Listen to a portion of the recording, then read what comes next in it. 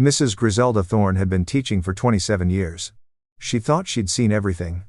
The troublemakers who hid their intelligence behind disruption. The dreamers who stared out windows instead of at textbooks. The liars who invented excuses like other children invented games. But she had never seen a boy like Ziaran Kingsford. He stood at the front of her classroom, clutching a piece of lined paper with both hands.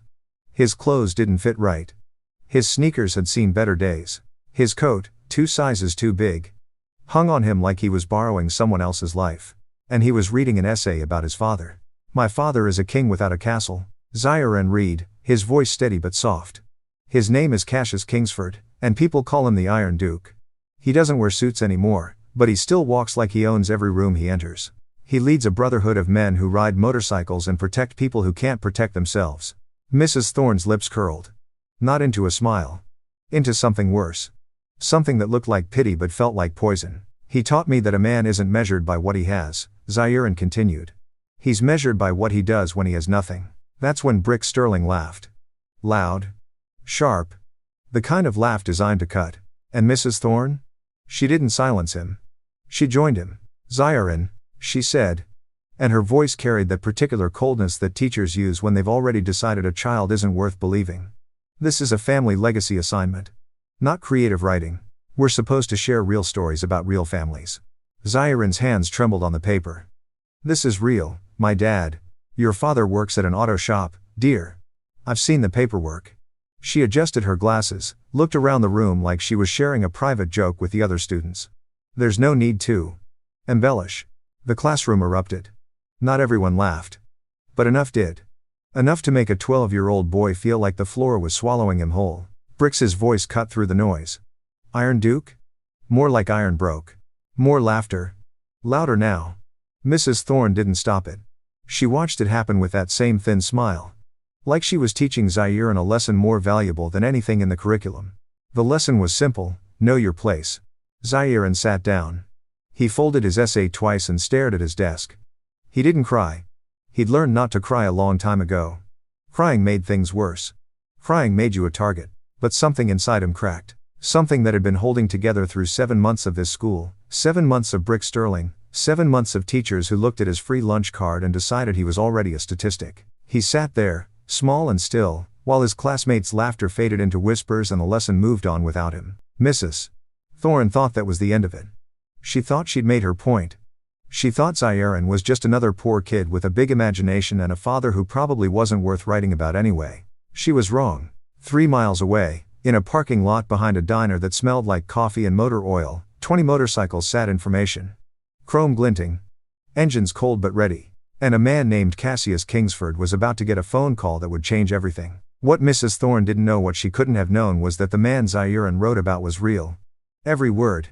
The brotherhood. The respect. The Iron Duke. And when the Iron Duke walks into a room, you don't just stop laughing. You stop breathing. Before we go any further, if you believe that every child deserves to be believed, hit that subscribe button and tell us in the comments where you're watching from. This story is about to change everything you think you know about judgment. Let's get into it. Now here's what you need to understand about Ziaran Kingsford. He wasn't always the boy in the second-hand coat. He wasn't always invisible. He wasn't always the kid who walked to school with cardboard in his shoes because the soles had worn through. 3 years ago, Ziaran was a prince. Not the kind with a crown. The kind with a corner office view. The kind with a father who moved millions with a phone call and came home smelling like success. The kind who woke up in a penthouse and fell asleep believing the world was made of marble floors and endless possibility. But kingdoms fall. And when they do, the princes fall with them. It was 6:47 inches the morning in February had teeth. Ziaran walked to school the same way he walked everywhere now. Head down. Hands shoved deep in pockets. Moving fast enough to generate heat but slow enough to save energy. When you only had half a granola bar for breakfast, you learned to ration everything, even your steps. The coat he wore came from a donation bin at the church on 5th Street. It was brown, shapeless, and 2 sizes too big. The zipper had broken in December and he'd never figured out how to fix it. So he held it closed with one hand, bunching the fabric at his chest like he was protecting something precious underneath. He wasn't. There was nothing underneath except a t-shirt he'd worn 3 days in a row because laundry cost quarters and quarters cost meals. His sneakers had cardboard in them. Not because he was creative. Because the rubber had worn through last month and he'd stepped in a puddle and soaked his only pair of socks and spent an entire school day with wet feet while Brick Sterling made jokes about how some people couldn't afford to stay dry. The wind cut through the gap in his coat and Zion hunched his shoulders against it. Kept walking. Kept counting the blocks until he'd be inside somewhere warm. That's when the smell hit him. Warm bread. Butter. Something sweet underneath. Maybe cinnamon. Maybe sugar browning in an oven. The bakery on the corner had just opened and the door swung wide as a woman stepped out, paper bag clutched to her chest, steam rising from whatever was inside. Ziyaren's stomach clenched. Not from hunger. From memory. He was 5 years old and the kitchen was bigger than the apartment he lived in now. Morning light poured through windows that stretched floor to ceiling. The marble countertop was cold under his legs, but he didn't mind because the house smelled like heaven. Coffee brewing in the French press. Vanilla from the candles his mother lit every morning, and something else, something warm and golden, rising from the oven. There he is. His father's voice, rich and deep, filled the room the same way it filled boardrooms. There's my little prince. Cassius Kingsford wore a charcoal suit that cost more than most people's cars. His cufflinks caught the light when he moved. His watch was the kind that didn't need to show off because everyone who knew anything already knew what it was worth. But he wasn't looking at his phone. He wasn't checking emails. He was looking at Zion like his son was the most important meeting of the day. Chef made your favorite, Cassius said, lifting Zion off the counter and settling him into a chair at the breakfast table. The chair had a cushion. The table had fresh flowers. Everything in this house had been chosen with care, with intention, with the quiet confidence of people who never had to check price tags. The chef, a woman named Maria who called Zion mijo and snuck him extra cookies when his mother wasn't looking, slid a warm croissant onto his plate. The pastry flaked when he touched it. Butter melted on his fingers. His mother appeared behind him, smelling like jasmine and something expensive. She kissed the top of his head, her lips lingering there like she was memorizing him. My little prince, she said. And Zion believed her. He believed he was a prince. He believed this kitchen would always exist. He believed his father would always wear suits that caught the light and look at him like he mattered more than money. He was 5 years old and he didn't know that kitchens could disappear. That mothers could leave. That princes could become ghosts. The bakery door closed. The smell faded. Zion stood on the sidewalk, hands still bunched in his broken coat, stomach growling at a memory it couldn't digest. He blinked once, twice, and the golden kitchen dissolved into gray pavement and February wind. He kept walking. Here's something nobody tells you about poverty. It isn't just empty pockets. It isn't just cold apartments and cardboard shoes. Poverty is a haunting. It's walking past a bakery and tasting a croissant you ate 3 years ago in a kitchen that doesn't exist anymore. It's smelling your mother's perfume on a stranger and forgetting, just for a second, that she left. Poverty is remembering what it felt like to be full. And being hungry anyway. Ridgemont Middle School rose up ahead of him like a promise of warmth and a threat of everything else. The building was red brick and institutional windows and a flagpole that clanged in the wind like it was trying to warn him. The parking lot was chaos. SUVs and minivans jockeyed for position in the drop-off lane. Parents waved. Kids spilled out with backpacks and lunchboxes and the casual confidence of people who had never worried about where their next meal was coming from. Zion approached from the side entrance. The one fewer people used. The one where he was less likely to be seen, but he saw them anyway. A Mercedes G-Wagon, black and gleaming, pulled up to the curb. The door opened and Brick Sterling climbed out. Blonde hair perfectly styled. New Jordans on his feet, the third pair this semester. Not that anyone was counting except the kids who only had one pair of everything. Bricks's father waved from the driver's seat. Bricks didn't wave back. He was already scanning the crowd, shoulders squared, chin lifted, looking for someone smaller. Someone weaker. Someone who would make him feel like the king he believed himself to be. Zion lowered his head and walked faster. But the G-Wagon had already done its damage. Not because Bricks saw him. Because Zion remembered. The Escalade was black with tinted windows so dark you couldn't see inside. Zion sat in the back seat, 8 years old, wearing a school uniform that cost more than most people's rent. The blazer had his initials embroidered on the pocket. The shoes were polished every night by someone whose name he never learned. The car pulled up to Wentworth Academy for Boys and his father stepped out first. Not the driver. His father. Cassius Kingsford opened his own son's door because some things you didn't delegate. Have a good day, son. His father's hand on his shoulder. Heavy and warm. Remember who you are. Zion walked into a school where teachers greeted him by name. Where his last name meant something. Where the other kids looked at him with curiosity and respect because everyone knew the Kingsford family. Everyone knew what they'd built. Everyone assumed Zairan would build something too, someday, when he was old enough to inherit the empire his father was constructing. The hallways smelled like old books and floor polish. The classrooms had smart boards and ergonomic chairs. The cafeteria served food that didn't come from industrial cans, and Zairan never once wondered if he belonged there. He knew he did. The same way he knew the sun would rise and his father would come home and tomorrow would look like today, only better. He was 8 years old. He didn't know that belonging could be revoked. That last names could become liabilities. That the same kids who respected you on Monday could pretend they'd never met you by Friday. Watch it, shelter boy. Zairan stumbled. Someone's shoulder had caught him. Hard. As he tried to slip through the side entrance unnoticed, he looked up and found Brick Sterling grinning down at him.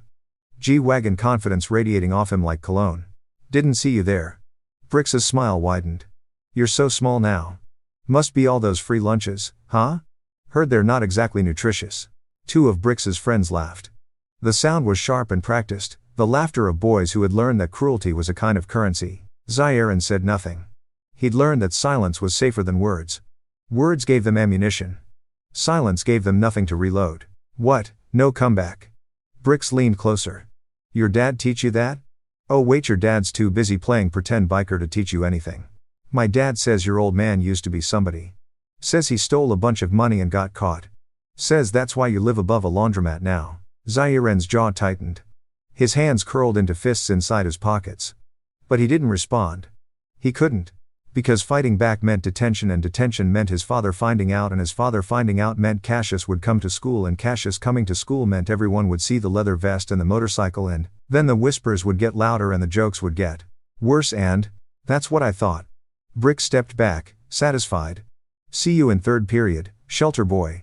Try not to smell up the classroom. He walked away laughing, his friends trailing behind him like a court following a king. Zairan stood there for a moment, frozen. The cold from outside still clinging to his coat. Then he shook it off. Buried it. Added it to the pile of things he didn't tell his father about. He had gotten very good at not telling his father things. Here's what you need to understand about Cassius Kingsford. He wasn't destroyed by failure. Failure he could have handled. Cassius had failed before, deals that fell through, investments that soured, risks that didn't pay off. Failure was part of the game. You lost. You learned. You got back up. No. Cassius Kingsford was destroyed by trust. He was a black man who had built an empire from nothing. No family money. No Ivy League connections. No safety net woven from generations of accumulated privilege. Just brilliance. Just an inhuman work ethic. Just the stubborn refusal to accept that certain doors were closed to people who looked like him. By 40, he managed $300 million in assets. He had a penthouse in Chicago with views of the lake. A vacation home in Martha's Vineyard where Zairan learned to sail. A wife who loved him and a son who worshipped him, and a future that stretched out like a highway with no speed limit. Then came the partners. 3 men. A decade of shared meals. Shared deals. Shared dreams. They called Zairan nephew. They brought gifts to his birthday parties. They promised Cassius they were family, and Cassius, who had grown up without much family to speak of, believed them. They weren't family. They were patient. While Cassius built, they skimmed. While he expanded, they embezzled. They created shell companies and offshore accounts and a paper trail so convoluted it would take forensic accountants years to untangle. And they were careful, so careful to make sure every document, every signature, every liability pointed to one name: Cassius Kingsford. When the SEC came knocking, guess who opened the door? Guess who stood in front of cameras while his partners quietly liquidated their positions and vanished into golden parachutes and non-extradition countries? Guess who lost everything while the men who stole from him lost nothing at all? The investigation took 18 months. 18 months of frozen accounts and legal fees, and watching everything he'd built get auctioned off to pay debts he didn't owe. The penthouse. The vacation home. The cars. The art. The wine collection he'd been saving for Zairan's 21st birthday. Gone. All of it. Taken by men who smiled at his dinner table and called his son family. His wife tried to stay. Zairan's mother, the woman who kissed his forehead and called him her little prince, she tried. But shame is a heavy thing. And watching your husband's name become a punchline. Watching your friends stop calling. Watching your own family suggest that maybe she should have known better than to marry a man like that. She left. Not for another man. For silence. For a life that didn't include the wreckage of her husband's dreams. She moved to Seattle and started over and sent birthday cards sometimes and called on Christmas if she remembered. Zairan forgave her eventually. Cassius never did. The courts cleared Cassius of criminal charges. The evidence, when the accountants finally untangled it, pointed clearly at his partners. But by then the damage was done. His reputation was ash. His money was gone. His name, which had once opened doors across 3 continents, now closed them. He didn't go to prison. He went somewhere worse. He went invisible.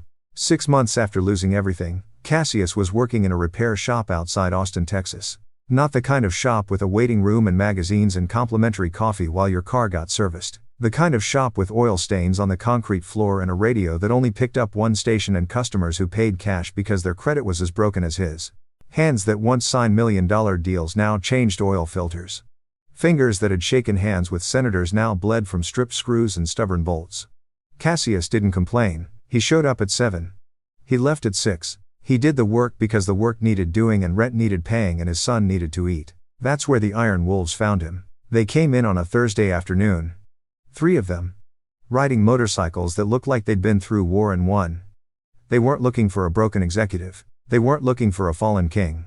They were looking for someone who could fix a 1987 Harley-Davidson Softail that had been giving them trouble for months. Cassius fixed it in 3 hours. Rebuilt the carburetor. Replaced the clutch cable. Adjusted the timing until the engine purred like it was rolling off the factory floor. They offered him a beer. He accepted. What happened next wasn't recruitment. It was recognition. The Iron Wolves saw something in Cassius that the business world had tried to crush. Integrity that survived betrayal. Resilience that survived ruin. The kind of quiet strength that didn't need to announce itself because it was written in the way he held himself, the way he spoke, the way he looked you in the eye like he still believed he was worth something. They invited him back. He came. They invited him again. He kept coming. Within 6 months, he was riding with them. Within a year, he was sergeant at arms, responsible for discipline and security and the protection of members who needed protecting. Within 2 years, they called him the Iron Duke. Not because he demanded the name. Because he earned it. Cassius led the Iron Wolves the same way he'd led his firm, with precision, with strategy, with the understanding that every member was an investment worth protecting. But this time, he was building something different. Something that couldn't be embezzled or frozen or auctioned off. Brotherhood. Loyalty. A family that rode together and protected their own. The suits were gone. The watch was gone. The penthouse and the private chef and the wife who called their son a little prince all gone. But Cassius had found something in those leather vests and chrome handlebars that he never found in boardrooms. He had found people who didn't care about his credit score. People who judged him by what he did, not what he'd lost. People who would ride 3 hours in the rain to help a brother change a flat tire and never mention it again. He had found family. Real family. The kind you choose. Zaire had gone from penthouse to a 2-bedroom apartment above a laundromat. The walls were thin. The pipes were loud. The smell of detergent drifted up through the floors at all hours, mixing with whatever Cassius managed to cook for dinner. The furniture was second-hand. The television was small. The refrigerator hummed like it was working too hard to stay alive. But the apartment had 2 things the penthouse never did. It had a father who came home every night, and it had walls covered with photos of the Iron Wolves. Of rides through Texas Hill Country. Of Zaire sitting on his father's motorcycle with a grin so wide it looked borrowed from another life. Cassius was rebuilding. Slowly, painfully, brick by brick. He didn't know that while he was finding his way back, his son was losing his. 7 months at Ridgemont Middle School. 7 months of brick Sterling and teachers who looked at free lunch cards like they were criminal records. 7 months of shrinking, hiding, becoming invisible because invisible meant safe. Zaire never told his father about the shoves in the hallway. Never mentioned the lunches that got accidentally knocked from his hands. Never explained why he came home some days quieter than others. Why he stopped talking about school. Why he flinched when Cassius asked how his day was. He didn't tell because his father had already lost so much. The money. The reputation. The wife who was supposed to stay forever. Cassius carried those losses in the lines around his eyes, in the way his shoulders curved when he thought no one was watching. In the silence that fell over him some nights like a fog that wouldn't lift, Zaire decided his own pain was less important than his father's peace. He was wrong.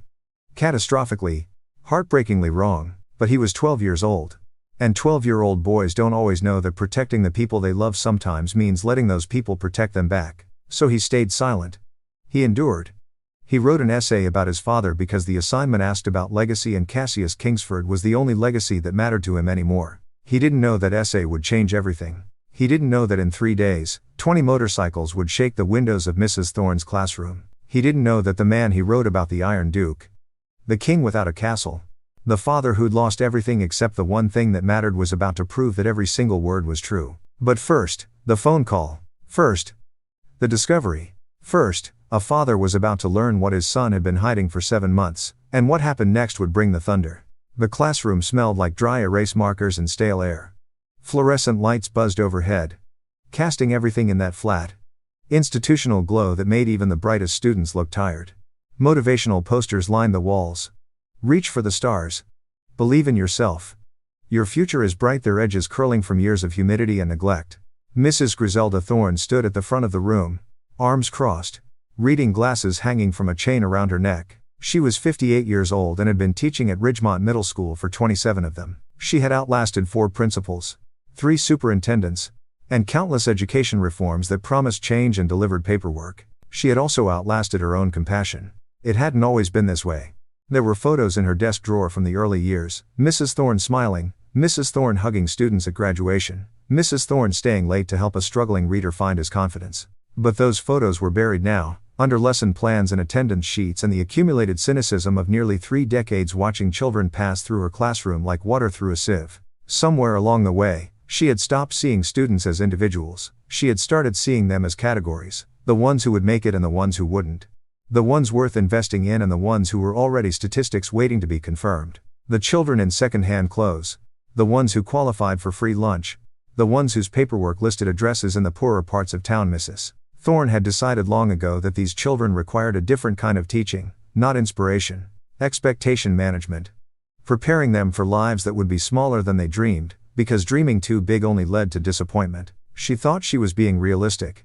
She thought she was being kind. She was being neither. Today, Mrs. Thorne announced, tapping a marker against her palm, you'll be presenting your family legacy essays. 500 words on the history, achievements, and values of your family. Who wants to go first? Hands shot up across the room. The eager ones. The confident ones. The ones who had legacies worth bragging about. Brix Sterling's hand was highest. Brix, Mrs. Thorne said, nodding her approval. Please. Share with us. Brix walked to the front of the room like he owned it. Which, in a way, he did. His father had donated enough money to this school to have his name on the gymnasium. His grandfather had been a state senator. His family's legacy wasn't just impressive, it was unavoidable. My family has served the public for 3 generations, Brix began, his voice carrying the easy confidence of someone who had never been told no. My grandfather, Senator William Sterling, wrote legislation that shaped education policy across the state. My father continues that tradition by serving on school boards and supporting institutions that build tomorrow's leaders. Mrs. Thorne nodded along, her thin smile reaching something that almost resembled warmth. The Sterling legacy, Brix concluded, is one of service, leadership, and commitment to excellence. I hope to continue that legacy by attending Yale, like my grandfather, and eventually entering public service myself. Applause.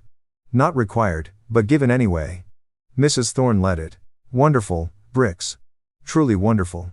You should be proud of your family's contributions. Brix returned to his seat, catching Zaire's eye as he passed. The smirk on his face said everything his essay hadn't. Try to follow that. Madison Chen went next. Her mother was a cardiothoracic surgeon at the university hospital. Her father ran a tech startup that had just been acquired for 8 figures. Her legacy was innovation and healing, discipline, and success. More applause. More nodding from Mrs. Thorne. Then came Tyler Morrison. His family owned the largest car dealership chain in 3 counties. Then Ashley Whitmore, daughter of the district attorney. Then Marcus Webb, grandson of a local civil rights leader whose name was on a street downtown. Legacy after legacy. Achievement after achievement. Mrs. Thorne's smile grew warmer with each presentation. Her praise more effusive. Zaire watched from his seat in the back corner, the essay in his hands growing damp from sweat. He had worked on it for 3 days. 3 days of choosing every word carefully, of trying to capture something true about his father without revealing too much. 3 days of believing that if he could just explain it right, people would understand. His father wasn't a senator or a surgeon or a CEO anymore. But he was something. He was someone. And Zaire needed the world to see that. Zaire. Mrs. Thorne's voice cut through his thoughts. You're the last one. Come up and share your essay. The walk to the front of the room felt like crossing a desert. Every step took too long. Every eye in the room followed him, weighing him, measuring him against the legacies that had come before. He turned to face the class. Brix was grinning. Madison looked bored. Mrs. Thorne's expression had already shifted that subtle change from warm to cool. From interested to tolerant. Zahiran looked down at his essay. The words blurred for a moment, then steadied. He began to read. My father is a king without a castle. The words left his mouth and he felt something shift in the room. Attention that had been wandering snapped back. His name is Cassius Kingsford. People call him the Iron Duke. The classroom was silent. Not the good kind of silent, the kind that comes before a storm. He doesn't wear suits anymore. Zahiran continued. His voice gaining strength. But he still walks like he owns every room he enters. He leads a brotherhood of men who ride motorcycles and protect people who can't protect themselves. A snicker from somewhere in the middle of the room. Zahiran kept going. My father used to manage millions of dollars. He used to have a penthouse and a vacation home and people who called him sir. Then some men he trusted took everything from him. They lied and stole and made it look like he was the criminal. He lost his business. He lost his house. He lost. Zahiran's voice caught. He swallowed hard. But he lost a lot of things. But he didn't lose who he was. He found new brothers. A new family. Men who judge you by what you do, not what you have. He earned their respect by being the kind of man who shows up. Every time. No matter what. He looked up from the paper. Made himself meet the eyes of his classmates. My father taught me that a man isn't measured by what he has. He's measured by what he does when he has nothing. The Iron Duke has nothing but his word and his bike and his brothers. And that makes him richer than anyone I know. Zahiran lowered his essay. His heart was pounding so hard he could feel it in his teeth.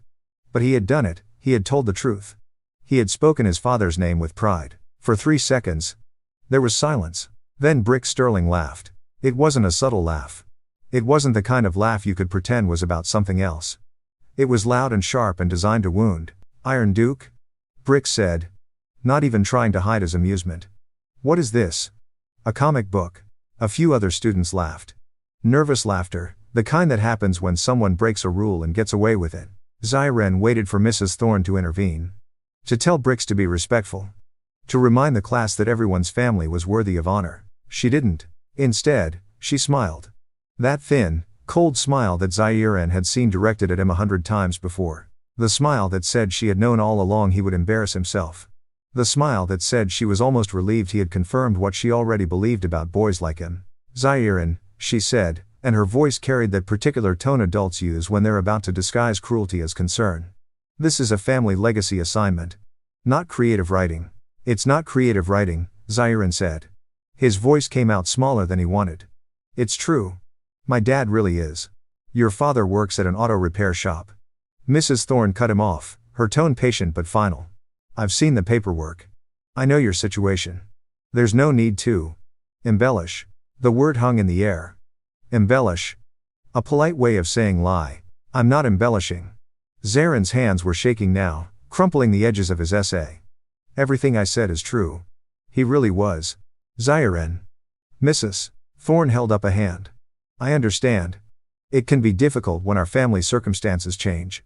It's natural to want to remember the good times. But this assignment asked for facts. For reality. Perhaps next time, we can focus on the truth of your situation rather than stories. Brix couldn't contain himself anymore. Iron Duke? He repeated. Loud enough for the whole class. More like iron broke. The laughter that followed was louder than before. Freer. Mrs. Thorne had given permission, and the class had accepted it. Zahiran stood at the front of the room, alone, while his classmates laughed at the only thing he had left to be proud of. He looked at Mrs. Thorne, hoping, praying that she would say something, that she would recognize what was happening, that some shred of the teacher she used to be would surface and protect him. Mrs. Thorne looked back at him and said nothing. She waited for the laughter to die down, then glanced at the clock. Thank you, Zahiran. You may take your seat. He walked back to his desk. Sat down slowly. Folded his essay once. Twice. Until it was small enough to fit in his palm like a secret he wished he'd kept. The classroom moved on. Mrs. Thorne announced the next assignment.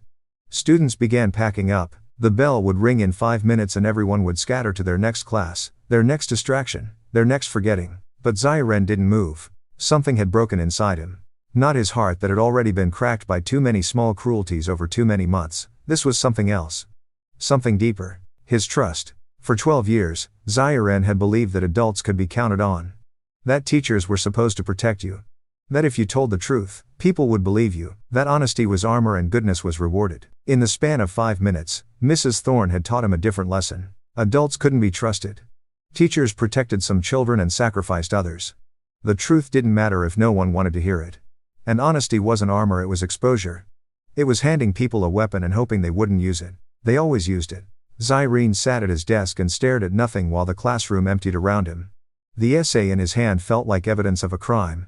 The crime of believing his father mattered. The crime of thinking his story was worth telling. He thought about throwing it away, wadding it up and tossing it in the trash on his way out, erasing the proof that he had ever been foolish enough to stand up and speak.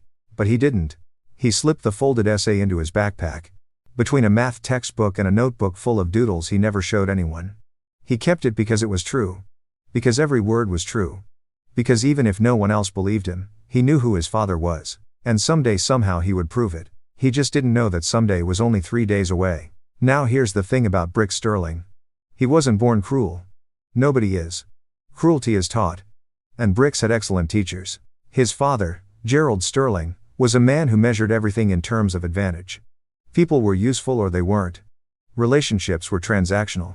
Kindness was weakness unless it served a purpose.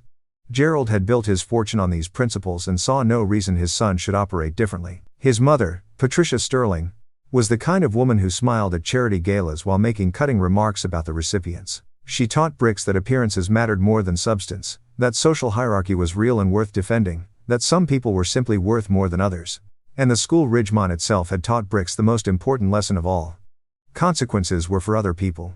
Every time Brix had pushed a smaller kid, there were no consequences. Every time he had mocked someone's clothes or family or circumstances, there were no consequences. His father sat on the school board. His family's donations funded the new computer lab. His name was on a plaque in the gymnasium. Brix Sterling had learned, through years of careful instruction, that he could do whatever he wanted to whoever he wanted. The system would protect him. It always had. Zaire was just the latest in a long line of targets. But he was also Brix's favorite. Because Zaire had something Brix recognized and despised. Dignity. Despite the second-hand clothes and the free lunches and the address above a laundromat, Zaire carried himself like he still had something worth protecting, and that infuriated Brix in ways he couldn't articulate. How dare this poor kid walk like he mattered? How dare he look people in the eye? How dare he write an essay about his father like the man was someone worth admiring? Brix had made it his mission to break that dignity. Piece by piece. Day by day. It started on the first day of school, 7 months ago. Zaire was new. Quiet. Clearly out of place. His clothes were wrong. His backpack was old. He looked around the cafeteria like he was trying to memorize escape routes. Brix spotted him immediately. Hey! A shoulder check in the hallway. Hard enough to make Zaire stumble. Watch where you're going. Zaire apologized. That was his first mistake. Bullies hear apologies as invitations. The next day, it was his books. Knocked from his hands in the crush between classes. Brix kept walking, laughing with his friends, while Zaire knelt to pick up scattered papers. The day after that, his lunch. Brix accidentally bumped Zaire's tray as he passed. Food scattered across the cafeteria floor. The lunch monitor saw it happen and said nothing. Each incident was small enough to dismiss. Boys will be boys, just horseplay. Don't be so sensitive. But small things add up. That's what adults forget. Every shove. Every insult. Every laugh lands somewhere. It accumulates. It compounds. Until a child who walked in confident walks out wondering if there's something wrong with him. Zaire learned to make himself smaller. To avoid the hallways Brix frequented. To eat lunch quickly in corners where he might not be seen. To never, ever draw attention to himself. It didn't work. 3 weeks into the school year, Brix discovered gold. Hey, shelter boy. Brix cornered Zaire near the gym, flanked by 2 of his friends. Heard something interesting about your dad. Zaire's stomach dropped. What? Someone saw him. At that biker bar outside town. Wearing one of those leather vests. You know? Like a gang? Zaire's mind raced. His father's Iron Wolves vest was hanging in their apartment right now. It wasn't a secret, but it wasn't something Zaire had advertised either. It's not a gang, Zaire said carefully. It's a club. They help people. Brix's grin widened. A club. Right. A club for criminals who can't get real jobs. He leaned closer. Is that why you're poor? Zahirin? Because your dad's too busy playing Sons of Anarchy to work? Is that why your mom left? She didn't want to be married to a gang member? The mention of his mother hit like a fist. Zahirin's hands curled at his sides. Shut up. Ooh. Touched a nerve. Brix laughed. What, you gonna cry? Gonna call your biker daddy to come beat me up? That's what those people do, right? Solve everything with their fists? Zahirin could feel tears threatening. He blinked them back furiously. My dad is a good man, he said. He's better than. Better than what? My dad? Brix stepped closer, and his friends moved to block any escape. My dad sits on the school board. My dad golfs with the superintendent. Your dad fixes cars for minimum wage and pretends he's in a motorcycle movie. There's no comparison, shelter boy. There never will be. Brix shoved him. Not hard enough to leave a mark. Just hard enough to make a point. Stay in your lane. He walked away laughing. His friends followed. Zahirin stood there, trembling, and for the first time since coming to this school, he considered telling his father everything. He decided not to, because Cassius had already lost so much. Because the shame of being bullied felt like something Zahirin should handle himself. Because he was 12 years old and thought that protecting his father meant carrying this weight alone. He was wrong. But children often are. The cruelty escalated. Picture day came in October. Zahirin had one white shirt, the same one he wore to every occasion that required something nicer than a t-shirt. He'd washed it the night before. Dried it carefully. Hung it in his tiny closet like it was precious. He made it to homeroom without incident. He was starting to believe he might get through the day unscathed. Then Brix appeared with a carton of chocolate milk. Oops. The carton tipped. Cold brown liquid splashed down the front of Zahirin's only white shirt. So clumsy of me. The laughter was immediate. Zahirin looked down at his ruined shirt. At the stain spreading across his chest like evidence of his own helplessness. Guess you'll have to take your picture looking like that, Brix said. But honestly? It's an improvement, now your outside matches your inside, stained and cheap. Zahirin spent picture day hiding in the bathroom. When the photographer called his name, he wasn't there. His yearbook photo that year was blank space. Just a name without a face. His father never knew why. In November, the rumors started. Brix told people Zahirin's family was homeless. That they lived in their car. That Zahirin showered at a truck stop. That he had seen Zahirin's dad begging for money outside the grocery store. None of it was true. But lies don't need to be true to spread. They just need to be interesting. Within a week, kids Zahirin had never spoken to were giving him sideways looks, whispering when he passed. Moving away from him in the cafeteria like poverty was contagious. A girl named Sophie, who had once smiled at Zahirin in the hallway, started avoiding eye contact completely. A boy named Marcus, who had let Zahirin copy his notes when he missed class for a dentist appointment, suddenly couldn't remember ever talking to him. The rumors built walls. Invisible but impenetrable. Zahirin found himself more isolated every day. Watching friendships that might have been possible evaporate before they could begin. He still didn't tell his father. December brought the lunch thefts. Not theft, exactly. Destruction. Brix would wait until Zahirin sat down with his tray. Wait until he had taken one bite, maybe two, just enough to believe he might eat in peace. Then Brix would walk by, casual as anything, and knock the tray to the floor. Butterfingers, he'd say. Every time. Like it was a joke. Like Zahirin was in on it. The first time, Zahirin cleaned up the mess and went hungry. The second time, he tried sitting in a different part of the cafeteria. Brix found him anyway. The third time, a lunch monitor was watching. Zahirin looked at her, desperate, hoping she would finally say something. Finally do something. The lunch monitor shrugged and looked away. Boys will be boys. Zahirin started eating lunch in the bathroom.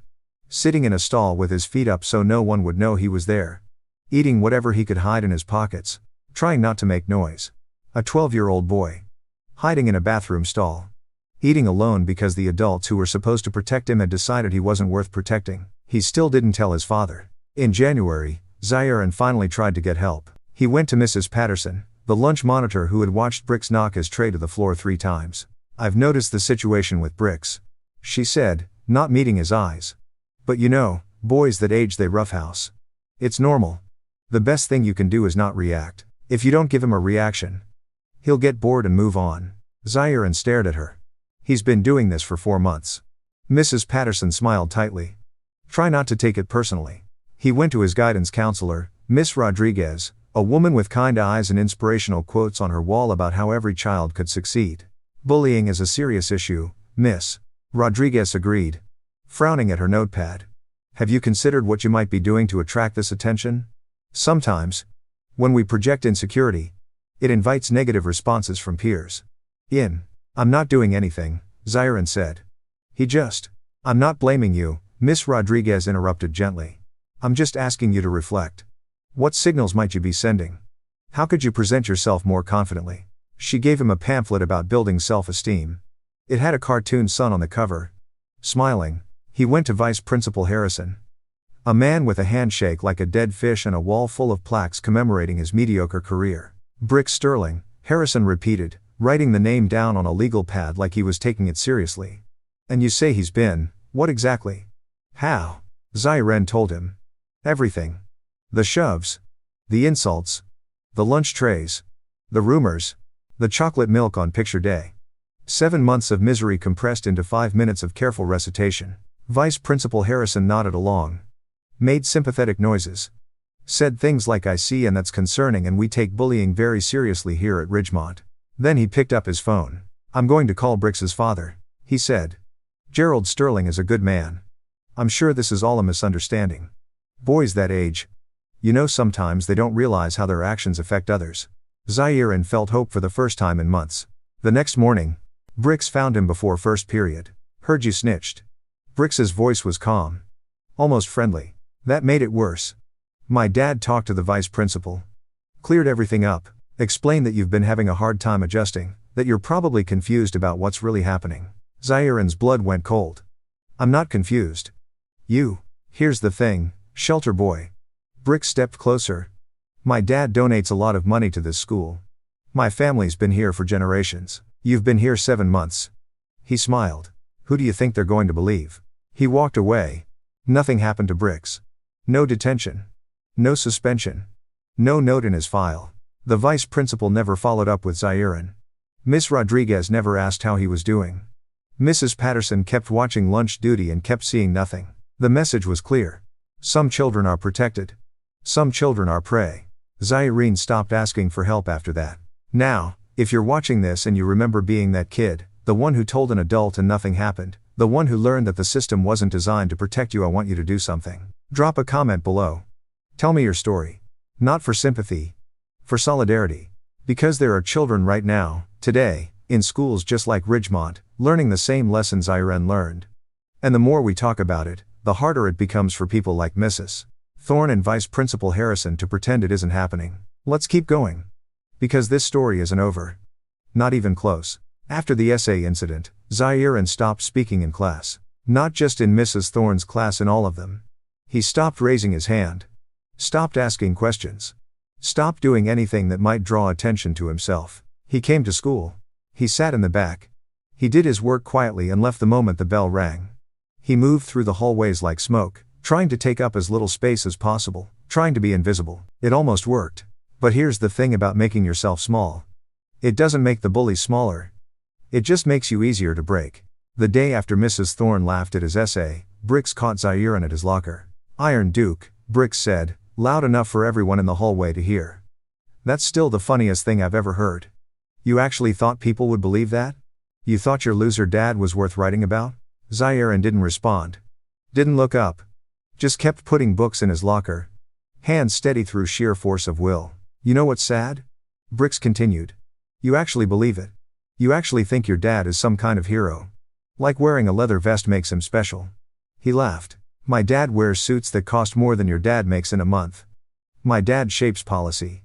Your dad changes oil. There's a difference, shelter boy. And the sooner you accept that, the easier your life will be. Zirin closed his locker. Walked away. Didn't running showed weakness. Just walked. Steady and straight. While Brix's laughter echoed behind him, he made it to the bathroom before the tears came. Locked in a stall, sitting on a toilet lid, Zirin pressed his palms against his eyes and cried silently.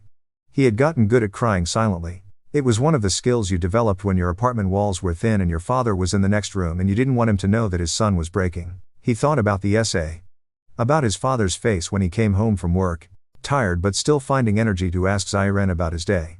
About the way Cassius said, I'm proud of you, like he meant it, every time, no matter what Zirin did or didn't accomplish. The Iron Duke was real.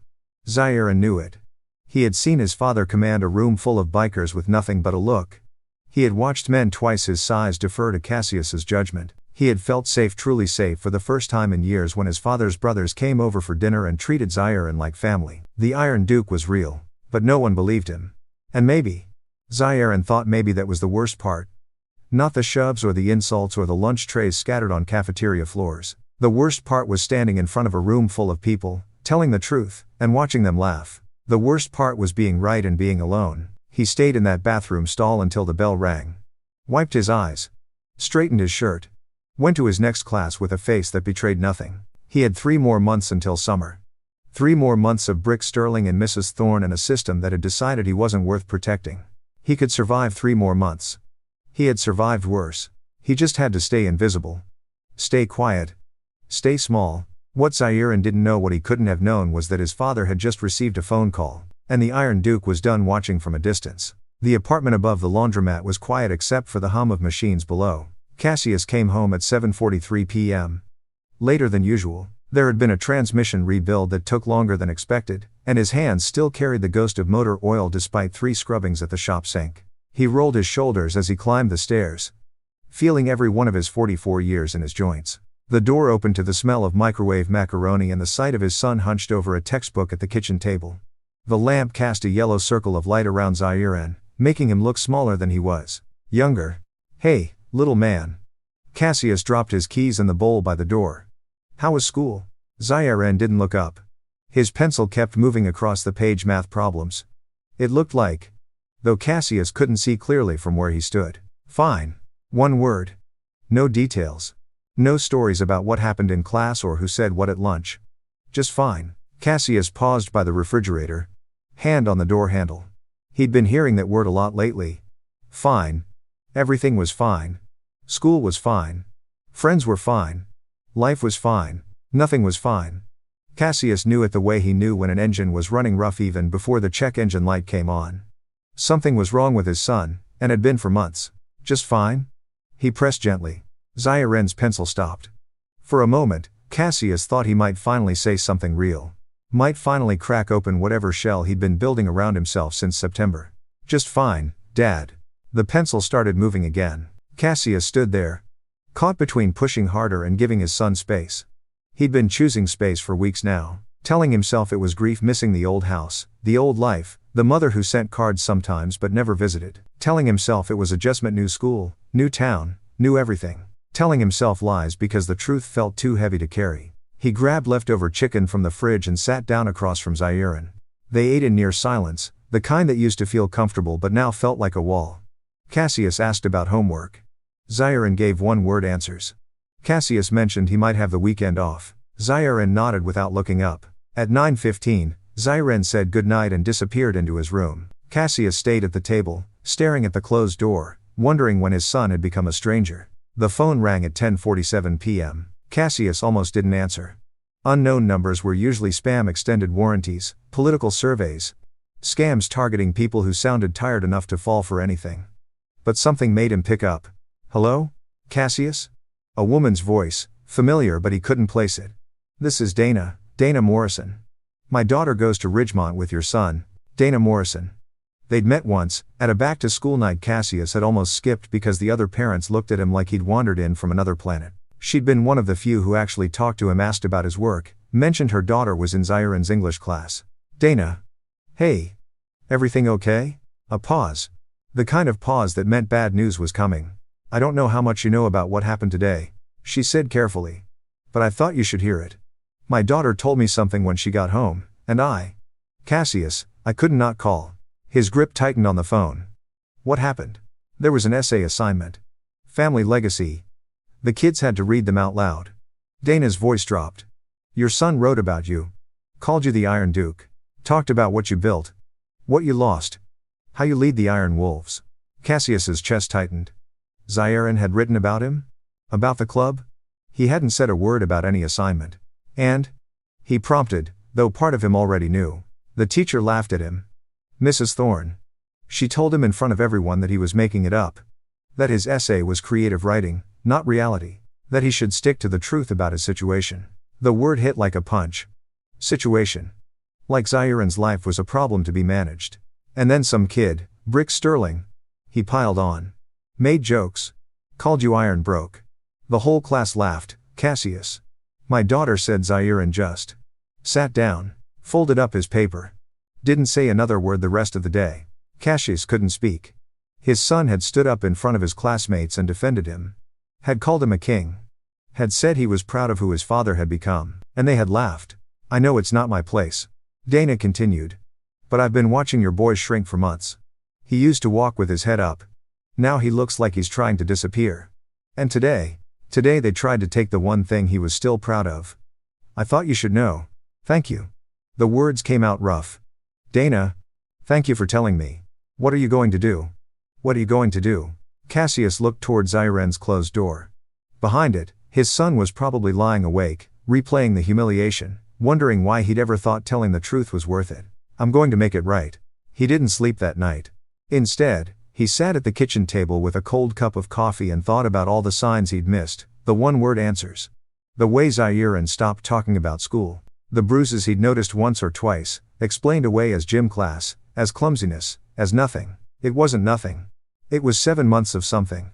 And Cassius had been too wrapped up in his own rebuilding to see it. Shame burned in his chest. He'd spent so long trying to provide for his son, working overtime, picking up extra shifts, making sure there was always food in the fridge and a roof overhead, that he'd forgotten to actually see him, to ask the hard questions, to push past fine and find out what was really happening. Zairan had been protecting him. His 12-year-old son had decided that his father couldn't handle the truth, so he'd carried it alone. For 7 months, that ended now. At 5:47 a.m., Cassius was dressed and ready, not in his work clothes. In his vest. Black leather, worn soft from years of riding. Patches telling the story of who he'd become. Iron wolves across the back. Iron Duke on the front, every stitch earned. He picked up his phone and dialed the number he knew by heart. Tank answered on the second ring. The man never seemed to sleep. Brother. Tank's voice was gravel and granite. You okay? No.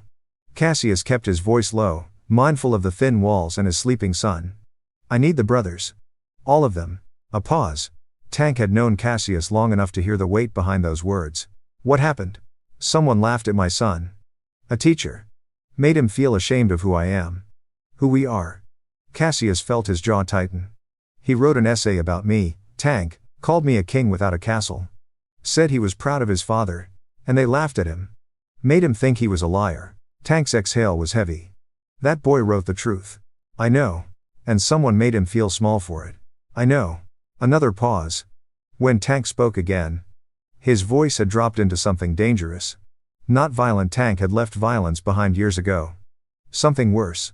Something patient. When do we ride? Cassius looked at the clock. 1 hour. Ridgemont Middle School. Every brother we can gather. What's the play? No violence. No threats. We show up. We stand. We let them see exactly who they laughed at. Cassius's grip tightened on the phone. My son needs to know that what he wrote was real, that his father is exactly who he said he was. And that school needs to know they can't make a child ashamed of the truth without consequences.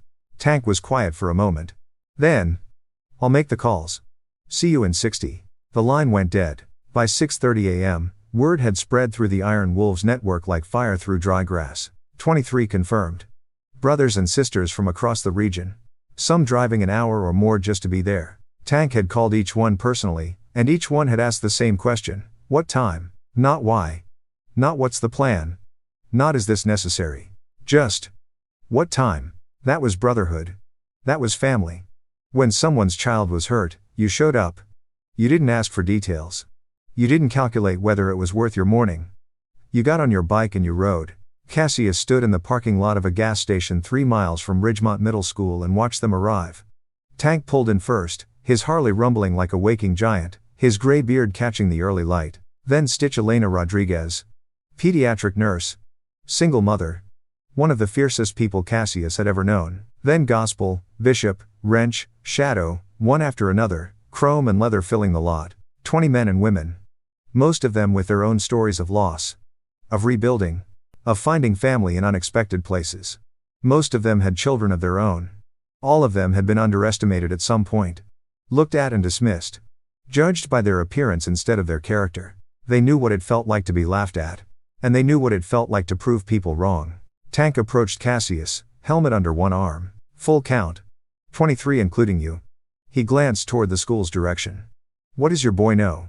Nothing yet. Cassius checked his watch. I left before he woke up. Told his neighbor to make sure he gets to school on time.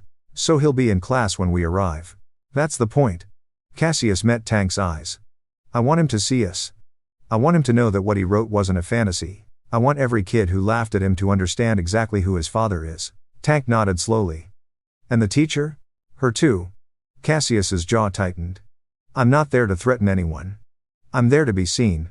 To be undeniable. Let her look at me and try to tell my son he was lying. Stitch approached, adjusting her vest over her scrubs. She'd come straight from a night shift.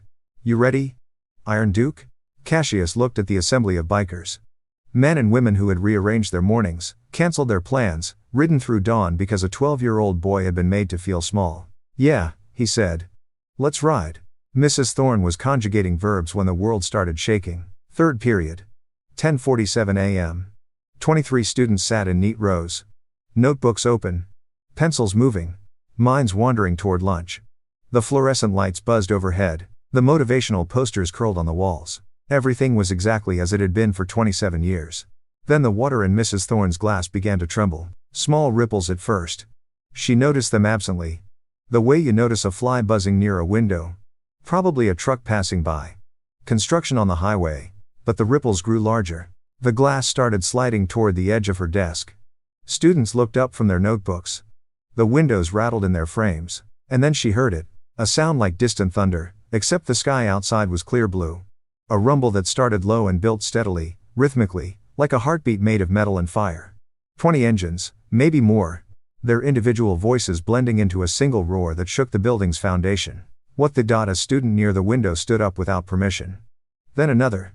Then half the class was on their feet, crowding around the glass. Mrs. Thorne strode toward them, ready to restore order.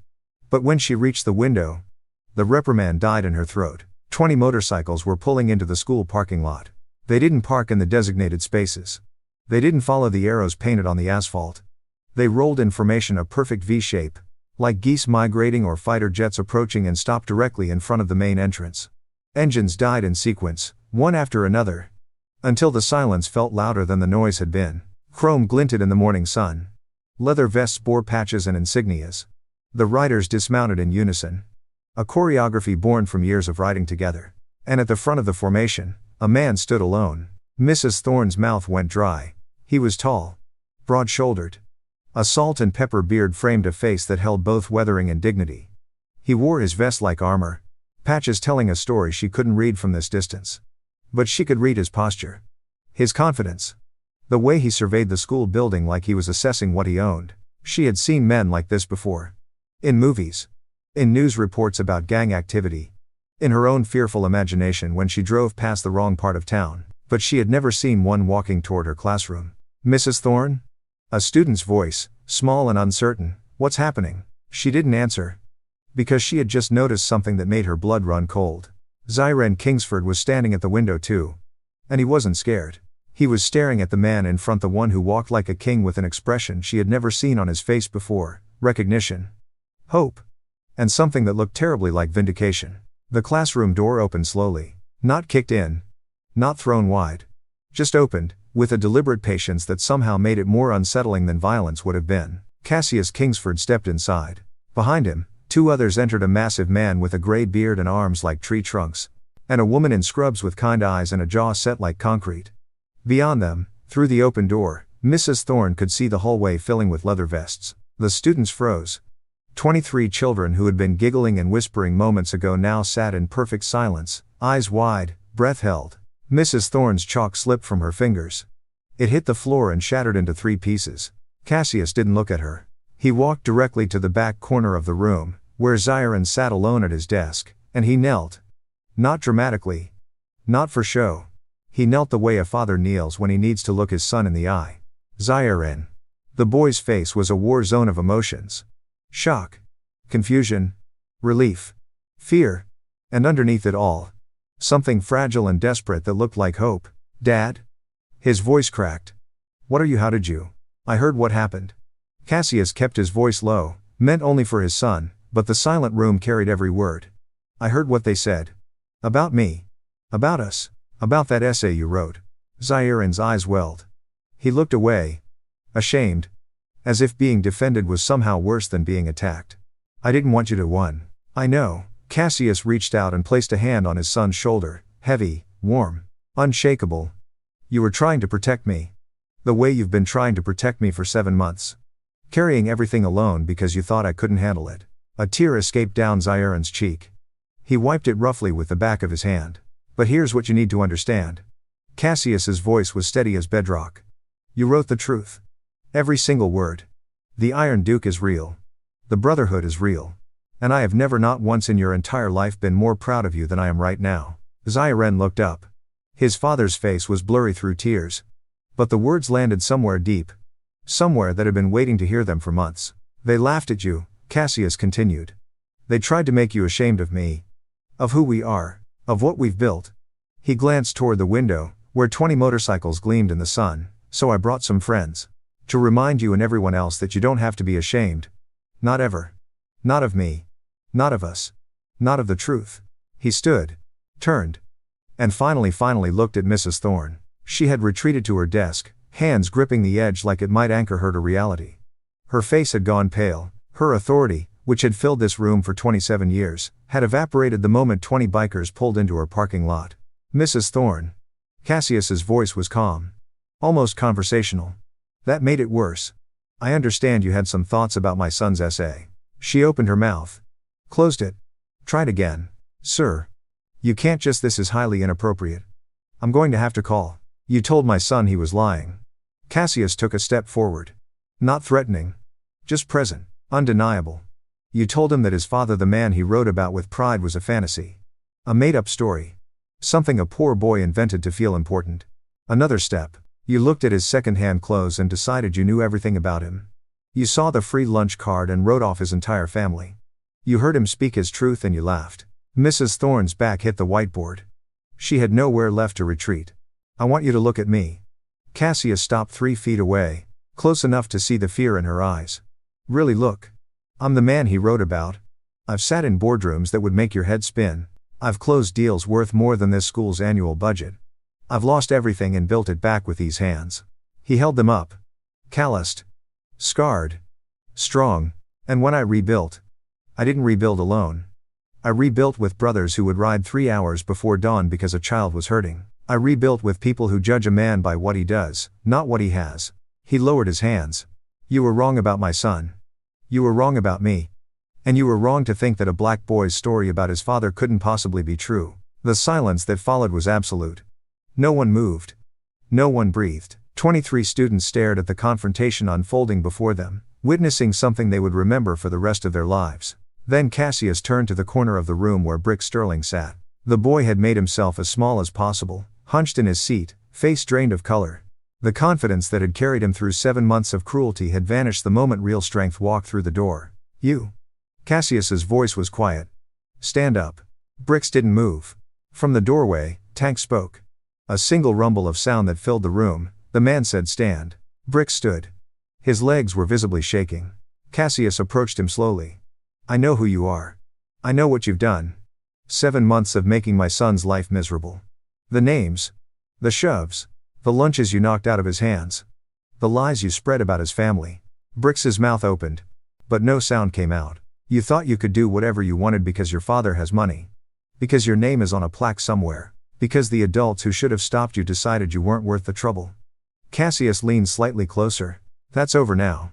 You understand me? It ends today. I was just Bricks's voice came out as a squeak. It was just jokes. I didn't mean, jokes are funny. Cassius's tone was ice. What you did wasn't funny. It was cruelty. And cruelty has consequences. He straightened up and looked around the room. Every student. Every face. You all watched. Some of you laughed. Some of you said nothing. I'm not here to punish you, you're kids. And kids make mistakes. But I want you to remember this moment. Remember what it looks like when someone stands up for the people they love. And the next time you see someone being torn down, ask yourself which side you want to be on. The door burst open again. Principal Morrison rushed in. Face red and sweating. flanked by two security guards whose expressions suggested they were reconsidering their career choices in real time. The hallway behind them was a wall of leather vests. What is the meaning of this? Morrison's voice cracked on the question. You can't just this is a school, I'm calling the police. Call them. Cassius turned to face the principal with complete calm. I'm Cassius Kingsford. My son is a student here. I'm removing him from class today because yesterday, this teacher publicly humiliated him for writing the truth about his family. Morrison's eyes darted between Cassius, Mrs. Thorne, and the army of bikers visible through the doorway. Sir, I don't know what you think happened. But I also have reason to believe, Cassius continued as if Morrison hadn't spoken, that my son has been systematically bullied for 7 months, and that every complaint was ignored because the bully's father sits on your school board. The color drained from Morrison's face. Tank stepped forward, a manila folder in his hands. We have documentation. Incident reports that were filed and disappeared. Testimony from parents whose children were also targeted. A real clear pattern showing that complaints against Gerald Sterling's kid got buried. He handed the folder to Morrison, who took it with trembling hands. Here's what's going to happen. Cassius's voice carried the same authority it had carried in boardrooms, in negotiations, in every room he'd ever entered. My son is leaving with me today. Tomorrow, I'll be back. With lawyers. With news cameras. With every parent who's ever been told their child's suffering wasn't worth investigating. He paused. Or you can handle this properly. Finally. Your choice. Morrison looked at the folder. At Mrs. Thorne, who had sunk into her chair like a deflating balloon. At the bikers filling his hallway. At the students with phones raised, recording everything. His voice, when it came, was barely a whisper. I'll need to review. You do that. Cassius turned back to Zairen's desk. Come on, son. We're done here. Zairen stood on legs that felt like water. The walk from his desk to the door seemed to take forever. Every step, he expected someone to stop him. To tell him he couldn't leave. To laugh again. But no one laughed. The students watched in silence. Mrs. Thorne stared at her desk. Principal Morrison clutched the folder like it might explode.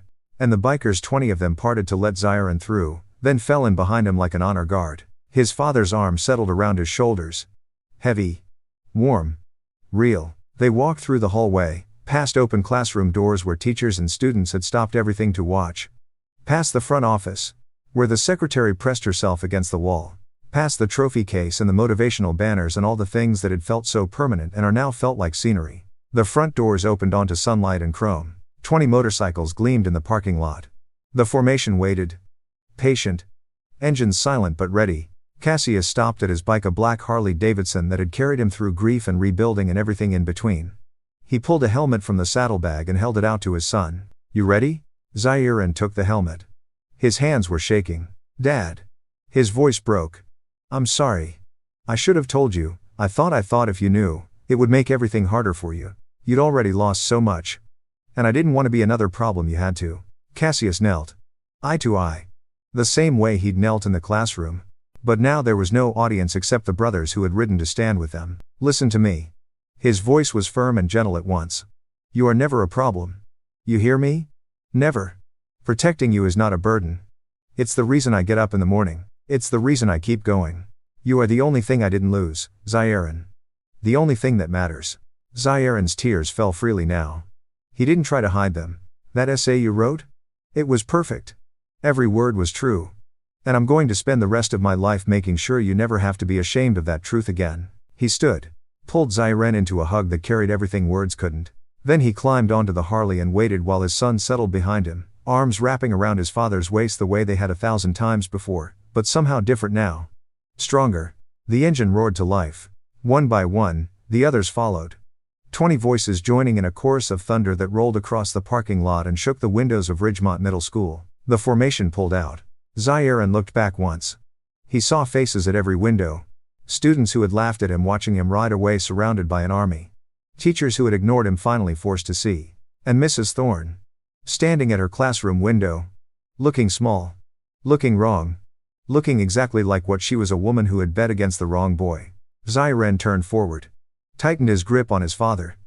And let the wind carry away every word that had ever made him feel small. If you felt that moment, if something in your chest lifted when Zairen climbed on that bike, then hit that like button. Drop a comment telling me what you would have said to Mrs.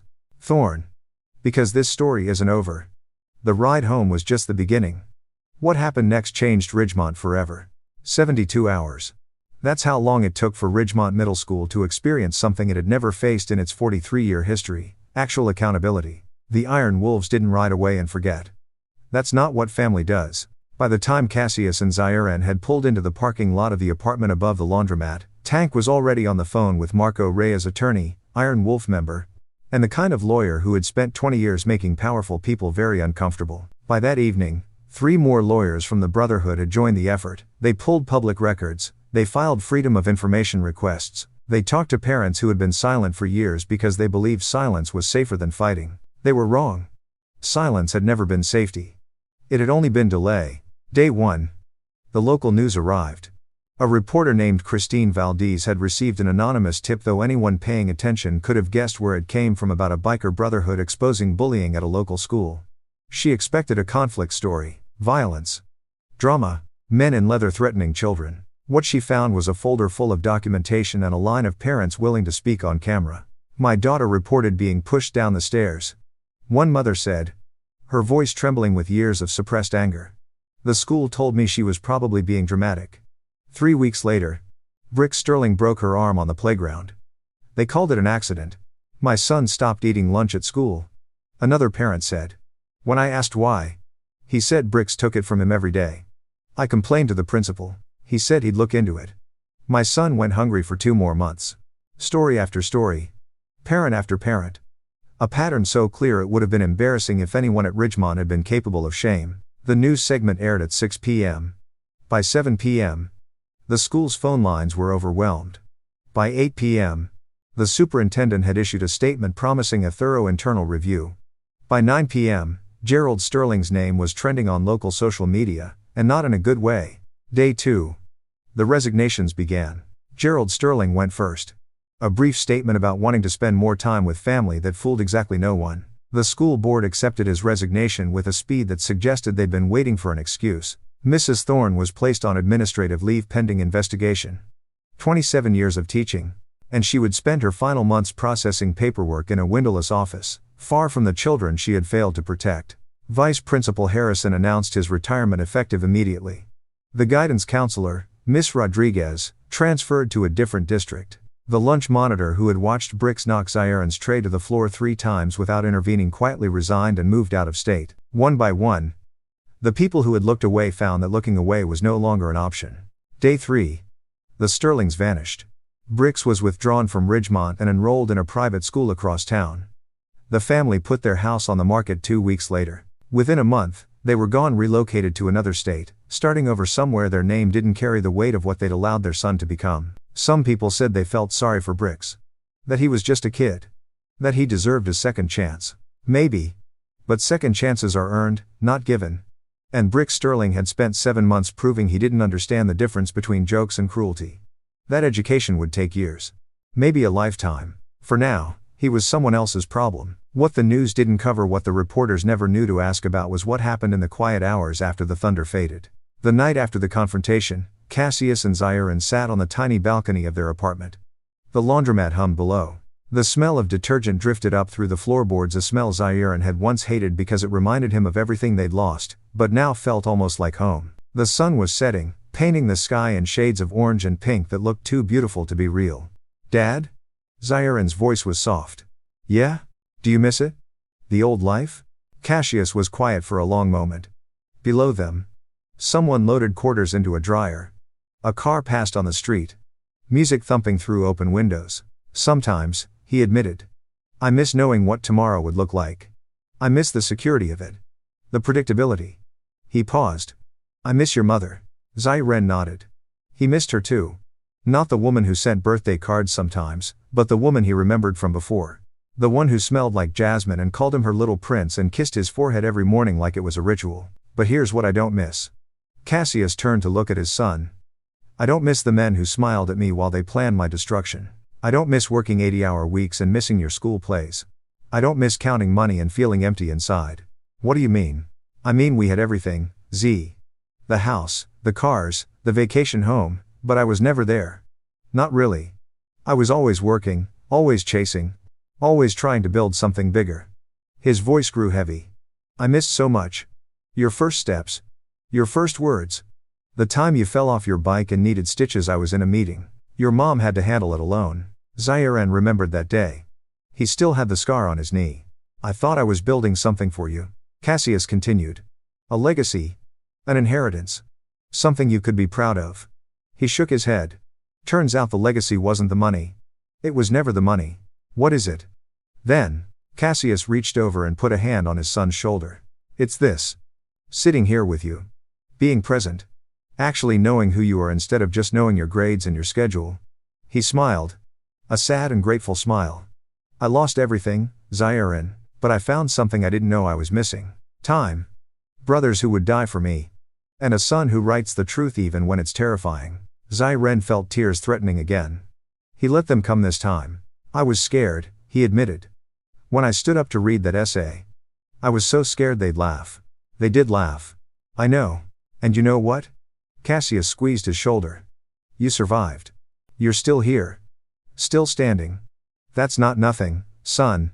That's everything. They sat in silence after that, watching the sunset fade into twilight. The laundromat hummed. The world kept turning. And for the first time in 7 months, Zairan felt like he could breathe. Healing doesn't happen in a single conversation. It happens in dozens. In hundreds. In the quiet moments between people who love each other. When nothing needs to be said because everything is already understood. Over the following weeks, Cassius and Zairan rebuilt their relationship piece by piece. They talked about the bullying, all of it, every incident Zairan had hidden. They talked about the penthouse and the Escalade and the life they'd lost. They talked about Zairan's mother. About grief. About what it means to keep going when everything falls apart. And slowly, Zairan started to change. Not in dramatic ways. Not in ways a stranger would notice. But Cassius noticed. He noticed that his son started looking up when he walked instead of down. He noticed that the one-word answers stretched into sentences, then stories. He noticed that Zairan laughed again, really laughed. The way he used to before the world taught him that joy could be taken away. The Iron Wolves noticed too. They started coming around more often. Not just for club business. But to check in. Tank brought groceries one weekend and stayed for dinner. Stitch dropped off a first aid kit and spent an hour teaching Zairan basic medical skills. Gospel showed up with a guitar and taught him 3 chords. They weren't just protecting a brother's son. They were building a community around him. Showing him what family looked like when it wasn't measured in blood or bank accounts. And Zairan, the boy who had spent 7 months trying to disappear, started to believe he was worth being seen. 3 months passed. Not quickly. Healing never happens quickly. It happens in inches. In moments so small you don't notice them until you look back and realize you've traveled miles. Zairan returned to Ridgemont Middle School 2 weeks after the confrontation. Not because he had to. Cassius had offered to transfer him anywhere he wanted, but because he chose to. I'm not running. He told his father the night before. They wanted me to disappear. I'm not going to give them that. Cassius had looked at his son for a long moment. 12 years old and already learning that courage wasn't the absence of fear. It was walking forward anyway. Okay, Cassius said. But you call me if anything happens. Anything at all. I will. And Z? Yeah? Yeah? I'm proud of you. The first day back was strange. The hallways felt different. Not physically the same lockers, the same flickering fluorescent lights, the same scuffed linoleum floors, but the air had changed. The atmosphere, the way people looked at him. Before, Zairan had been invisible. A ghost drifting through the margins, hoping no one would notice him long enough to hurt him. Now, everyone noticed. Some students stared openly. Others whispered behind their hands. A few approached him directly, tentatively, like they were meeting someone famous and weren't sure of the protocol. Hey, said a boy named Marcus, who had never spoken to Zairan before. That thing with the bikers. That was really something. Zairan didn't know how to respond. Thanks. I guess. Your dad seems cool.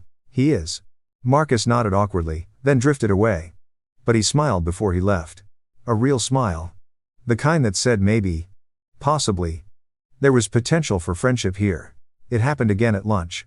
A girl named Sophia sat down across from Zairan without asking permission. She had dark curly hair and paint stains on her fingers and an expression that suggested she didn't care much what anyone thought of her. I heard what Mrs. Thorne said to you, she said, unwrapping a sandwich. About your essay. That was messed up. Yeah. For what it's worth, I thought your essay was good. I mean, I only heard part of it before. She trailed off, looking uncomfortable. Before everyone started laughing. Yeah. She met his eyes. I didn't laugh. I want you to know that. I thought about saying something, but I was scared. She shrugged. I'm not proud of it. Ziren considered this. 7 months of silence from everyone around him. 7 months of watching and waiting and doing nothing. And now, finally, someone was admitting what they should have done differently. It's okay, he said. And he meant it. Not because what she did was right, but because holding on to anger took energy he'd rather spend on something else. Sophia smiled. You want half my cookie? My mom makes them too big. Ziren accepted. It was chocolate chip. It was delicious. And it was the first time in 7 months he'd eaten lunch without watching over his shoulder. The weeks that followed brought more changes. A new teacher replaced Mrs. Thorne. A young woman named Miss Patterson who smiled easily and listened carefully and never once made a student feel small for dreaming too big. She read Ziren's essay on the second day of class. The whole thing. Out loud. When she finished, she looked at him with something like respect. This is beautiful, she said. This is what a legacy essay should be. Honest. Personal. True. No one laughed this time. A new vice principal replaced Harrison, a former social worker named Dr. Williams who actually seemed to care whether students were suffering. She implemented a peer mediation program and anonymous reporting system, then spent her lunch hours walking the cafeteria, watching for the small cruelties that adults so often missed. The culture shifted. Slowly. Imperfectly. But it shifted. And Ziren shifted with it. He stopped eating lunch in bathroom stalls. He stopped walking with his eyes on the floor. He stopped making himself small because small felt safer. He started raising his hand in class. Started talking to the students who approached him. Started believing, inch by inch, that maybe he deserved to take up space in this world after all. Saturdays became something new. Every Saturday morning, Ziren showed up at the Iron Wolves garage. Not because anyone made him because he wanted to, because there was something about the smell of motor oil and the sound of tools and the rhythm of work that felt like belonging. Tank taught him how to change oil. Wrench taught him how to check tire pressure. Gospel taught him 3 chords on an old acoustic guitar and promised to teach him 3 more if he practiced. These men, these people the world dismissed as dangerous, as criminals, as trouble waiting to happen, treated Ziren like he mattered. They asked about his homework. They remembered the names of his teachers. They celebrated when he got an A on a test and encouraged him when he struggled with math. You're good with your hands, Tank told him one Saturday, watching Ziren tighten a bolt with careful precision. Steady. Patient. That's rare in someone your age. My dad taught me, Ziren said. Back when? Before everything. Tank nodded slowly. He taught you more than mechanical work. He taught you how to focus. How to see what needs doing and do it without drama. He put a heavy hand on Ziren's shoulder. That's a skill that'll serve you your whole life. Ziren looked up at the massive man, the gray beard, the weathered face, the eyes that had seen things Ziren couldn't imagine, and felt something warm spread through his chest. Thanks, Tank. Don't thank me. Thank your father. He raised you right. Even when the world was falling apart around him. Tank's grip tightened briefly, then released. Not everyone can do that. Most people break when they lose everything. Your dad bent. But he never broke. And neither did you. The apartment above the laundromat started to feel like home. Not because it was fancy. The walls were still thin. The pipes still made noise at odd hours. The smell of detergent still drifted up through the floors, though Ziren had stopped minding it somewhere along the way. It felt like home because of what filled it. Photos appeared on the walls, Ziren on the back of his father's motorcycle, both of them grinning. The Iron Wolves gathered at a barbecue, Ziren in the center like he belonged there. A picture of Ziren's mother, from the good years, placed where they could see it without letting it hurt too much. Cassius cooked dinner most nights now. Nothing fancy: spaghetti, grilled cheese. The kind of simple meals he'd never had time to make when he was running an empire. But he made them himself, with his own hands, and they sat together at the small kitchen table and talked about things that mattered. How was school? Good. Miss Patterson said my essay was one of the best in the class. Of course it was. You're a good writer. Sophia invited me to her birthday party next weekend. Can I go? Who's Sophia? A friend. From lunch. A friend. From lunch. 6 months ago, those words would have been impossible. Now they were just Tuesday. But the real transformation wasn't in the external things. It wasn't the new teacher or the new friends or the Saturday mornings at the garage. It was something quieter. Something internal. A shift in the way Ziren saw himself. For 7 months, he had believed the story Mrs. Thorne and Brick Sterling tried to write about him. Poor kid. Liar. Not worth believing. Not worth protecting. Not worth much of anything. Now he was writing his own story. He was the son of the Iron Duke. He was a member of a brotherhood that showed up when it mattered. He was a survivor who had walked through fire and come out the other side still standing. He was worth something. Not because of what he had or didn't have. Because of who he was, and who he was becoming. One Thursday afternoon, Zairan did something that surprised everyone, including himself. A new kid showed up at Ridgemont. His name was Darius. He was small for his age, quiet, and clearly terrified. He wore clothes that didn't fit right and carried a backpack held together with duct tape. He walked through the hallways with his eyes down, shoulders hunched, trying to take up as little space as possible. Zairan recognized that walk. He had invented that walk. He found Darius at lunch, sitting alone in the same corner where Zairan used to hide, picking at a tray of food like he was afraid someone might take it. "Hey!" Zairan set his tray down across from him. "Mind if I sit?" Darius looked up, startled. Suspicious. "Why?" "Because eating alone sucks. Trust me." "I know." Darius studied him for a long moment. Then, slowly, he nodded. They ate in silence for a few minutes. Then Zairan spoke. "It gets better." Darius looked at him. "What does?" "This. Being new. Feeling like you don't belong." Zairan took a bite of his sandwich. "I was where you were 6 months ago. Thought I'd never fit in. Thought everyone hated me. Turns out I was wrong about some of it." "Only some of it?" Zairan smiled. "Yeah. Some people really did hate me.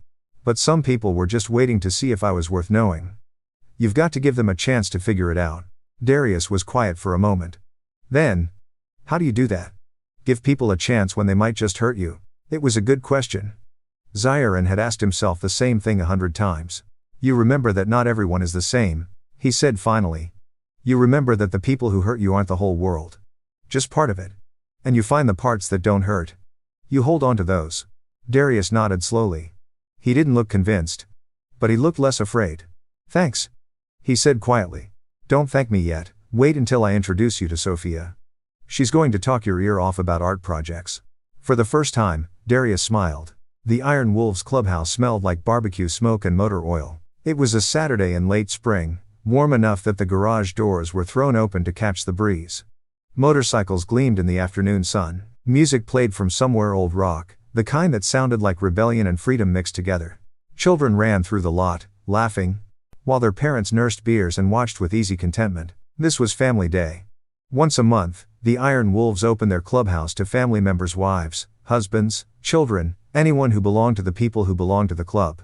It was loud and chaotic and nothing like the charity galas Zairan remembered from his old life. It was better.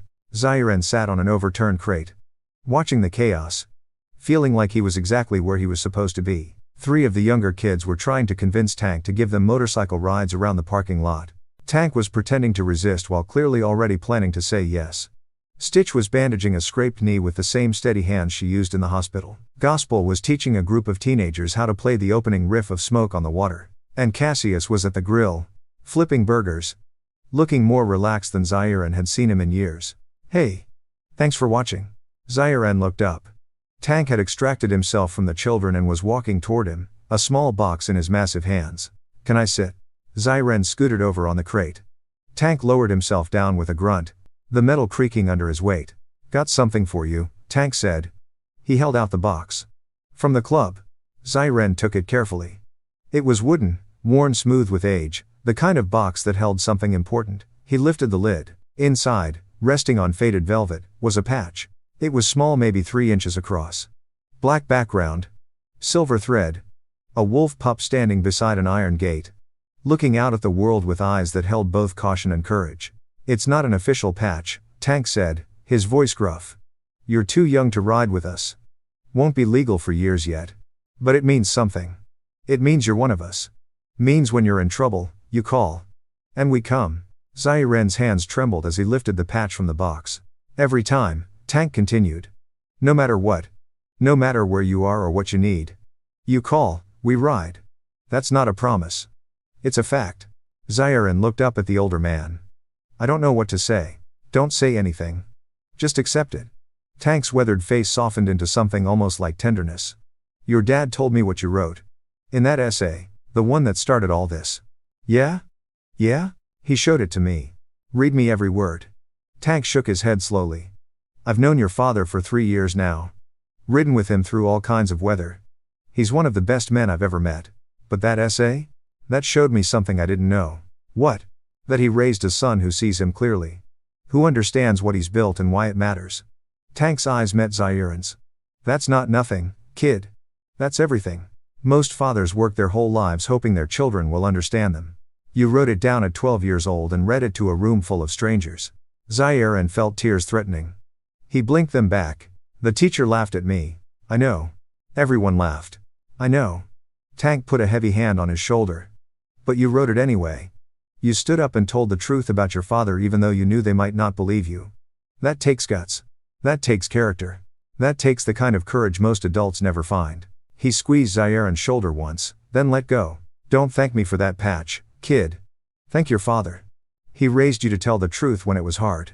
That's worth more than all the patches in the world. Cassius appeared a few minutes later, still wearing his apron, smelling like charcoal and barbecue sauce. Tank giving you the speech? He sat down on the crate next to Zahiran. Bumping his shoulder gently. He gave me this. Zahiran held up the patch.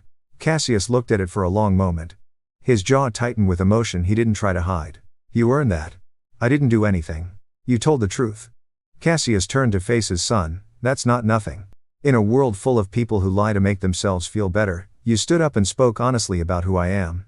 About who we are. You could have made something up, could have invented a father who wore suits and worked in an office and fit into what they expected. You didn't. I didn't want to lie about you. I know. Cassius's voice grew thick. And that's why this matters. Not the patch. Not the club. You. The fact that you're the kind of person who tells the truth even when it costs you something. Zahiran looked down at the patch in his hands.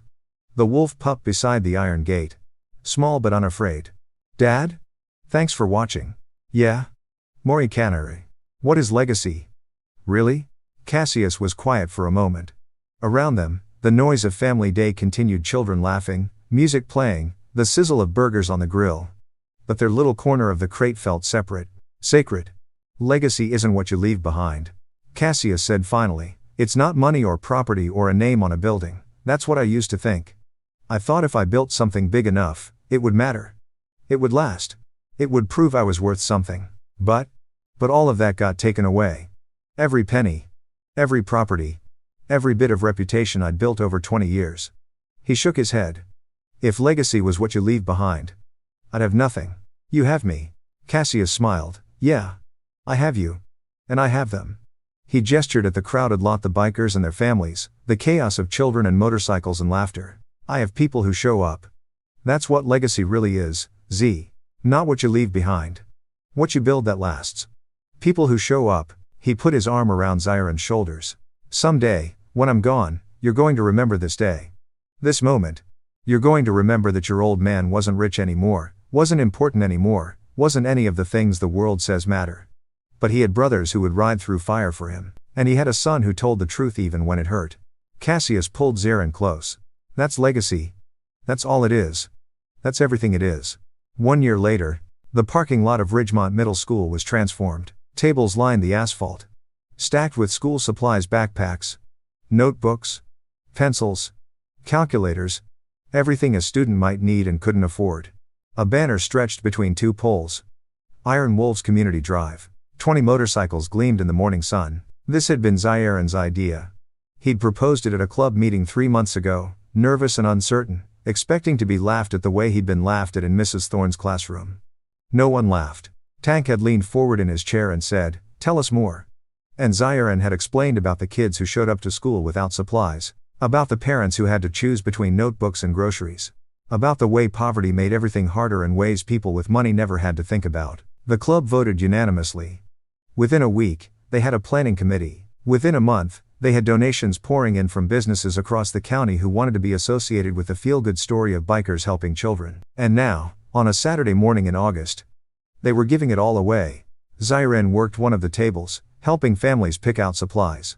He was 13 now, taller than he'd been a year ago, more confident.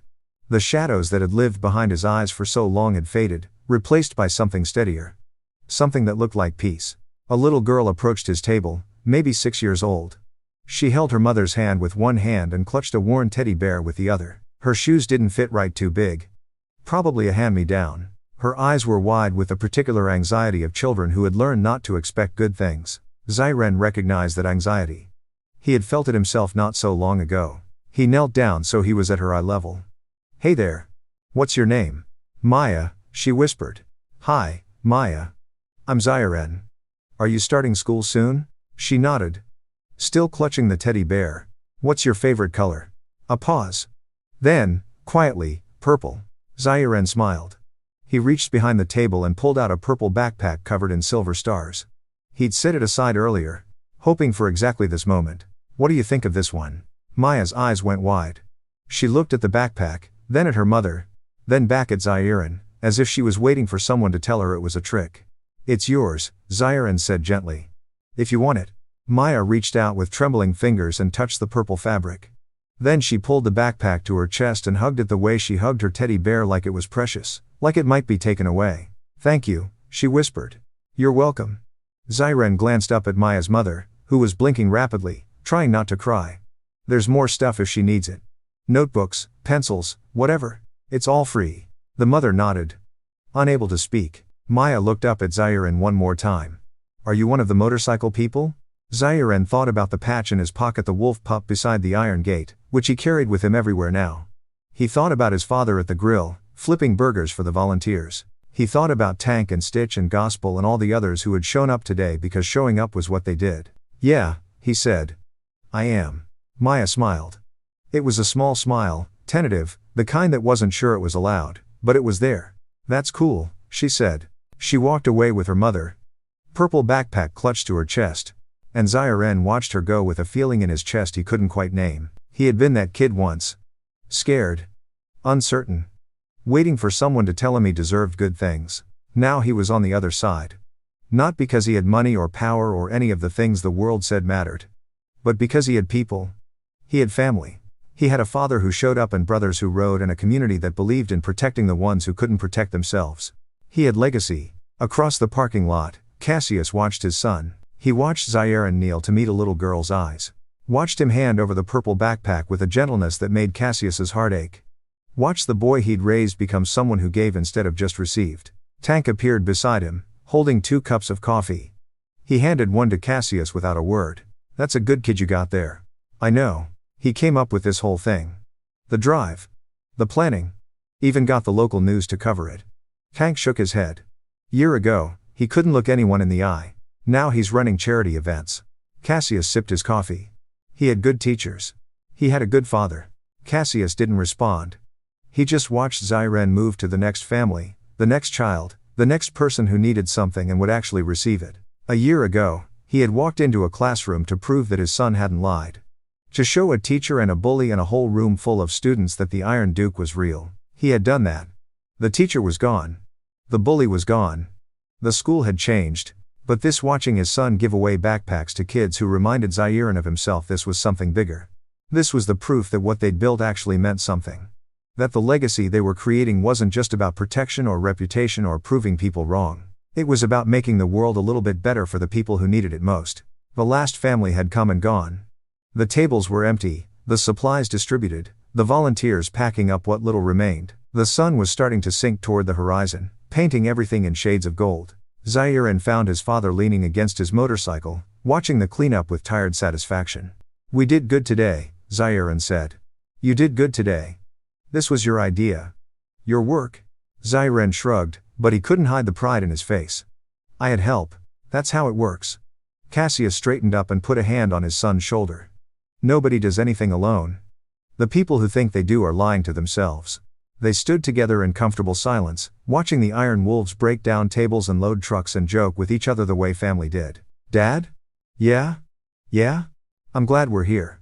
I mean," Xiren gestured vaguely at everything. "I'm glad this is our life now. Even though we lost the other stuff. I'm glad." Cassius looked at his son. 13 years old. Standing straight. Eyes clear. Speaking truth the way he'd been taught. "Me too," Cassius said. "Me too." The engines started one by one. 20 motorcycles, chrome catching the last of the sunlight, riders mounting up for the ride home. Tank took the lead. Gospel and Stitch fell in behind. The others followed in practice formation. Cassius climbed onto his Harley and waited while Xiren settled behind him, arms wrapping around his waist the way they had 100 times before. Ready? Ready. The engine roared to life. They pulled out of the parking lot, joining the formation, becoming part of the river of chrome and leather that flowed down the street. Zion looked back once at Ridgemont Middle School. The building where he'd been humiliated. The parking lot where he'd been rescued. The place where everything had changed. A year ago.